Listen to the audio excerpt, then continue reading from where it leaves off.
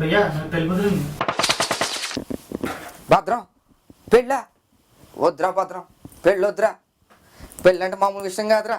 ఎందుకు చెప్తున్నా వాళ్ళకి ఇచ్చరా? నేను నీకులాగే పెళ్లి కాకముందు ఎక్కని కూడా లేదు, కలవని జ్యోతిష్కులేడు.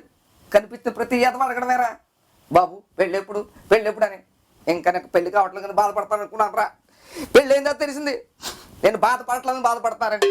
వద్దురా భద్రం వద్దు. పెళ్లి చూపులు ఏమైందో తెలుసారా నీకు? మీ వదిన ఏమంతా తెలుసా? నేను అది సాధిస్తాను ఇది సాధిస్తాను చెప్పిందిరా. నేను చాలా గర్వపడ్డాను రా. పెళ్ళేక తెలిసింది దానికి నన్ను మా అమ్మ బాబుని చాలించి తప్ప ఏమీ రాదని. వద్దురా. ఒరే భార్యాభర్తలు అంటే కష్టకాలు పాలు పంచుకోవాలి కదరా. కష్టాలు పంచుకోవడం పక్కన పెట్టు, కష్టాలు పెట్టకుండా ఉంటే సరిపోద్ది కదా. కానీ పడుతూనే ఉండాలిరా, పడుతూనే ఉండాలి. మొన్న మా అమ్మ నాన్న మాట్లాడుతుంది. అరే మా అమ్మ పిల్ల పాపలతో చల్లగా ఉండని చెప్పి దీవించిందంటరా. ఆ రోజు రాత్రి పెద్ద గొడవ. ఏం చెప్పమంటావురా? పిల్ల పాప అంటే ఇద్దరు పిల్లలకి అమ్మ చెప్పడానికి మీ అమ్మ ఎవరు అంటది?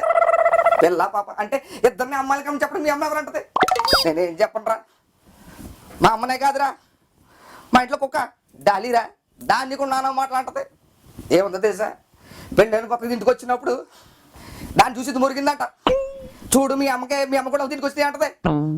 ఓరే పెళ్ళైన కొత్తగా ఇంటికి వచ్చినప్పుడు దీన్ని మేకప్ చూసి భయపడేసిందిరా. భయపడ్డం కర్లేదు. ఏం చెప్పండిరా. వద్దురా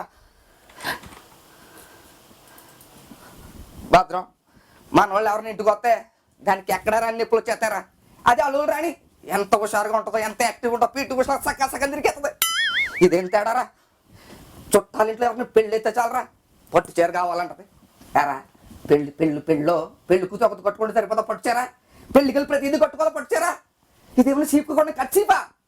పట్టు చీరరా తీరిపోతుంది. ఇక్కడ షాపింగ్ వెళ్తుంది, ఆఫర్ బాగుంటే చాలు 1+2 2+1 అని కొనేస్తుంది. అది అవసరమా అనవసరమా అని ఆలోచించదు. అన్ని కొన్ని రూమ్లో పడేస్తుంది.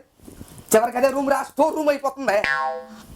తీరిపోతుందని నీకు అర్థం కావట్లేదు భద్రం. తెంగా నాకు వద్దురా.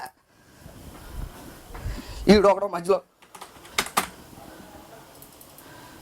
ఓరే మొన్న ఫోను అర్జెంటుగా రావాలి హాస్పిటల్కి వెళ్ళాలి. నేనేదో కంగారు పడిపోయి కింద మధ్య పడి ఇంటికి వెళ్తే డెర్మటాలజిస్ట్ని కలవాలంటారా. అదేరా స్కిన్ స్పెషలిస్టు. ఇక్కడ ఓ పొక్కేసిందిరా, దానికి డాక్టర్ అంట. నేను అన్నాను కనిపించిన క్రీమ్లన్నీ కొని రాసేస్తుంటే పొక్కులు రాకపోతే ఏమవుతాయి? రాయడం కానీ అయిపోతాయని చెప్పాను రా. దానికి పెద్ద గొడవ. నన్ను పట్టించుకోరు, నా ప్రాణం పోయినా పట్టించుకోరంటది. దాని ప్రాణం ఎక్కడ పోతురా? దాన్ని పెట్టే బాధ మన ప్రాణం పోవాలి. దానికి ఏమవ్వదు. వద్దే బాబు రాద్దంతో వద్దని చెప్పి హాస్పిటల్ తీసుకెళ్తే అక్కడ డాక్టర్ టార్చర్ డేసి కింద మీద చూసి 5 ఆయింట్మెంట్ రాసేట్రా ఒక పొక్కుకి. మళ్ళీ బయటకు వచ్చి ఏమంటుంది తెలుసా? డాక్టర్ చాలా మంచి చూడట. ఎందుకు 5 ఆయింట్మెంట్ రాసినందుక 500 రూపాయలు కన్సల్టేషన్ నా దగ్గర తీసుకున్నందుక అంటే మేకప్లు ఏమో ఎక్కడమ్మా మేకప్లు వేసుకో దాని మీద ఆయింట్మెంట్ రాయమన్నాడంట. రాయడానికి రాసుకోవడం వీళ్ళకేం పోతురా? అర్థం చేసుకోరా భద్రం. వద్దురా, ఇది మామూలు విషయం కాదురా. నానా బాధలు పడుతూ ఉండాలి.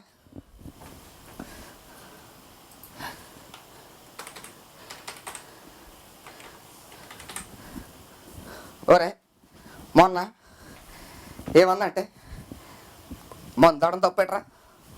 వారానికి ఒక రోజు తప్ప మందు తాగకూడదు అంటది. మందు తాగితే ఏమవుద్దురా? లేబర్ పోతుంది. కానీ దీన్ని పెట్టే టార్చర్కి రోజంతా తాగకపోతే ప్రాణం పోయేలా ఉంది. మందు తాగకూడదు అంటది, సిగరెట్ తాగకూడదు అంటే చేతులు తిరగకూడదు అంటది. ఎప్పుడు ఇంట్లో ఉంటూ దీని తిట్లు మాడిపోయినట్లు జీవితం అంతా గడిపేయాలంటది. ఇది కుదురుతుందో చెప్పరా? బయట ఉంటే ఇంట్లో టైం స్పెండ్ చేయలేదని గొడవ పడుతుంది. సరే ఇంట్లోకి వచ్చాం, ఇంటికి వస్తే ఏమంటుంది సార్? బయట తీసుకెళ్ళదని గొడవ పడుతుంది. బయట తీసుకెళ్తే అయ్యి కొనలేదని గొడవ పడుతుంది. ఎక్కడికి వెళ్ళినా గొడవ కామంటారా? దాన్ని గొడవ పడడం హాబీ, దాంతో మాటలు పడడం నాకు హాబీ. ఇలా అయిపోతారా జీవితం అంటారా? వద్దురా, ఈ కష్టాలన్నీ పడడం అలవాటు లేక మా అంగారు చెప్పుకుందాను మొన్న వెళ్ళాను. ఏమిందో తెలుసా?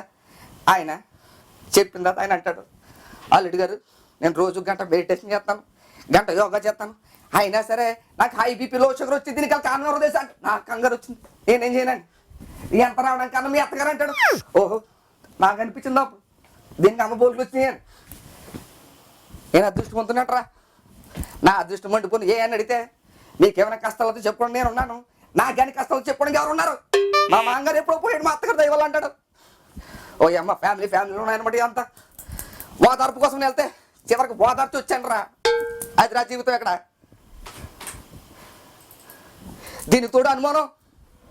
ఎరా మనం ఏమైనా అడుగుల అమితాబ్ బచ్చనా, అందులో ఏమైనా అరుణ్ సోమ కాదు కదా. అయినా సరే దీనికి అనుమానం. మన ఫేస్ చూసావు కదరా, మన కలర్ ఏంటి, మన వేసుకు షర్ట్ ఏంటి, కలర్ఫుల్ షర్ట్ వేయకూడదు అంటది.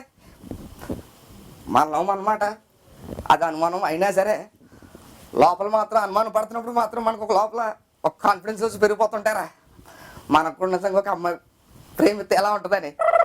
అది పక్కన పెట్టు. ఏంట్రా ఎంత సీరియస్గా చెప్తుంటే నువ్వు ఎస్ఎంఎస్ కొట్టుకుంటున్నావు? ఇప్పుడు అలాగే ఉంటుందిరా. గంటగా ఫోన్ రాకపోతే ప్రాణం పోతున్నట్టు ఉంటుంది. ఫోను పెళ్ళైన తర్వాత ఫోన్తో ప్రాణం పోతున్నట్టు ఉంటుంది. చూసావు కదా ఇదే. హలో, ఎక్కడే ఉన్నానమ్మా, గంటకి విన్నాము వెళ్ళడానికి పిఎంనా, ఒకే లొకేషన్ ఆఫీస్లోనే ఉన్నాను. ఇడ్లీనోక అమ్మా ఇవన్నీ చెప్తే నేను రాసుకుని ఏం చేసుకున్నాము లిస్టులోని, ఇవన్నీ ఎస్ఎంఎస్లో పంపించు. ఉంటాను వచ్చేస్తాను.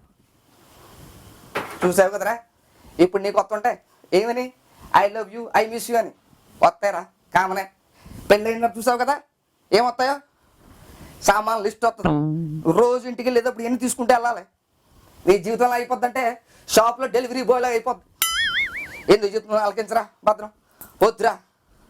నువ్వు తెంగన్నా కొడుకురా. దీంట్లో ఏంటంటే నీకు నాకు మన అందరికీ పెళ్ళి పడదరా. మన అమాయకులు మన తెంగన్నా కొడుకులకి ఏమో లపాకిలు తుపాకులు అంటే పిల్లలు వస్తారు. అదే కేట్ నా కొడుకులకి సావిత్రులు సౌందర్యులు పిల్లలకి వస్తారు. ఏమైనా అంటే మ్యారేజెస్ అమ్మేడిని ఏమైనా అంటారు. ఏమైనా కాదరా, ఓవెన్ మండిపోతుంది ఇక్కడ. వద్దురా. ఒరే ఎంత చెప్తున్నా సరే వినట్లేదంటే నీ కర్మ, నేనేమి చేయలేను. ఓ ఇప్పుడు వెళ్ళిపోతావు, మళ్ళీ వస్తావు అన్నా అని